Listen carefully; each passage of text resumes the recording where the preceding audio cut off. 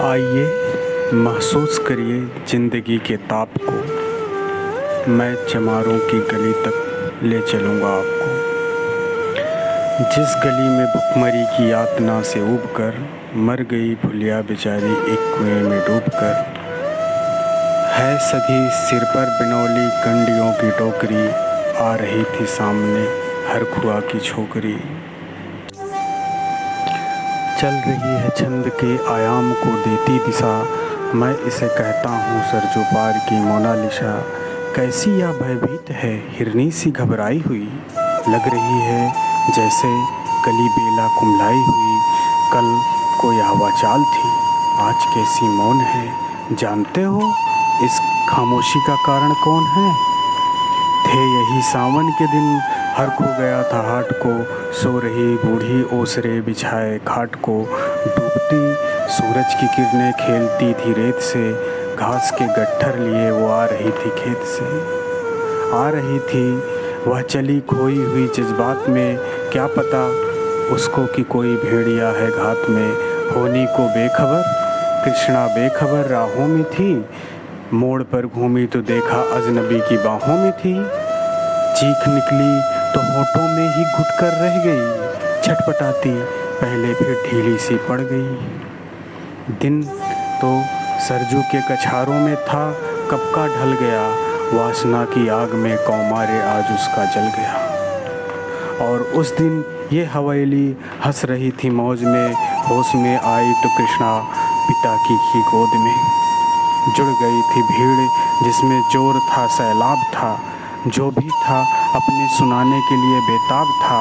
बढ़ के मंगल ने कहा, काका तू कैसे मौन है, पूछ तो बेटी से आखिर वो दरिंदा कौन है।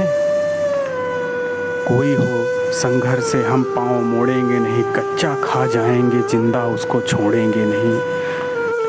कैसे हो सकता है होनी को हम टाला करें, ये दुश्मन बहू बेटी से मुँह काला करें। बोला कृष्णा से बहन सो जा मेरे अनुरोध से, बच नहीं सका वो पापी मेरे प्रतिरोध से। बोला कृष्णा से बहन सो जा मेरे अनुरोध से, बच नहीं सकता वो पापी मेरे प्रतिरोध से। पड़ गई इसकी भनक थी ठाकुरों के कान में, वे इकट्ठे हो गए थे सरपंच के दालान में। दृष्टि जिसकी है जमी भाले की लंबी नोक पर, देखिए सुखराज सिंह बोल रहे खैनी ठोक कर। क्या कहें सरपंच भाई क्या ज़माना आ गया, कल तलक जो पाँव के नीचे था रुतबा आज पा गया। कहती है सरकार की आपस में मिलजुल कर रहो, सुअर के बच्चों को अब कोरी नहीं हरिजन कहो। देखिए ना यह जो कृष्णा है चमारों के यहाँ, पड़ गया है सीप का गोती गवारों के यहाँ। जैसे बरसाती नदी अल्हड़ नशे चूर में, हाथ न पुट्ठे पे रखने देती है मगर मगरूर में। भेजता भी नहीं ससुराल इसको हर खुआ, फिर कोई बाहों में इसे भींच ले तो क्या हुआ। आज सरजू पार अपने से हमसे टकरा गई, जाने अनजाने में वो लज्जत ज़िंदगी पर पा गई। वो तो मंगल देखता था बात आगे बढ़ गई, वरना मरदूद इन बातों को कहने से रही। जानते हैं आप मंगल ही एक मक्कार है, हर खू उसकी सा पे थाने जाने को तैयार है।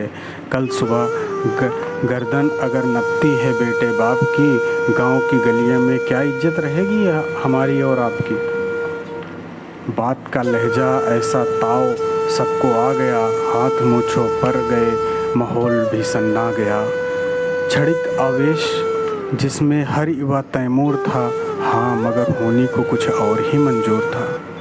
रात जो आया न जाने तूफान वह जोर था, भोर होते वहाँ दृश्य बिल्कुल और था। सिर पर टोपी बेंत की लाठी संभालते हुए एक दर्जन थे सिपाही ठाकुरों के साथ में, घेर कर बस्ती हल्के के थानेदार ने, जिसका मंगल नाम हो व्यक्ति आए सामने। निकल मंगल झोली का पल्ला खोलकर, एक सिपाही ने तभी लाठी चौलाई दौड़कर। गिर पड़ा मंगल तो माथा बूट से टकरा गया, सुन पड़ा माल ओ चोरी को तूने क्या किया। कैसी चोरी माल कैसा, उसने जैसे ही कहा एक लाठी फिर पड़ी, बस होश फिर जाता रहा। होश खोकर वह पड़ा झोपड़ी के द्वार पर। ठाकुरों से फिर दरोगा ने कहा ललकार कर, मेरा मुंह क्या देखते हो, इसके मुंह में थूक दो, आग लाओ और झोपड़ी को फूंक दो। और प्रतिरोध की आंधी वहाँ चलने लगी। बेसहारा निर्बलों की झोपड़ी जलने लगी। दुधमुहा बच्चा बूढ़ा जो वहाँ खड़े में थे, अब अभागा दीन हिंसक भीड़ के घेरे में थे। घर को जलते देखकर होश को खोने लगे। कुछ तो मन ही मन मगर कुछ जोर से रोने लगे। कह दो इन कुत्तों के पिल्लों से कि इतराए नहीं, हुक्म जब तक मैं न दूं कोई कहीं जाए नहीं। यह दरोगा जी थे मुँह से शब्द झरते फूल से, आ रहे थे ठेलते लोग अपने रूल से। फिर दहाड़े इनके डंडों से सुधारा जाएगा, ठाकुरों से जो भी टकराए वो मारा जाएगा। एक सिपाही ने कहा साइकिल किधर को मोड़ दे, होश में आया नहीं मंगल का है तो छोड़ दे।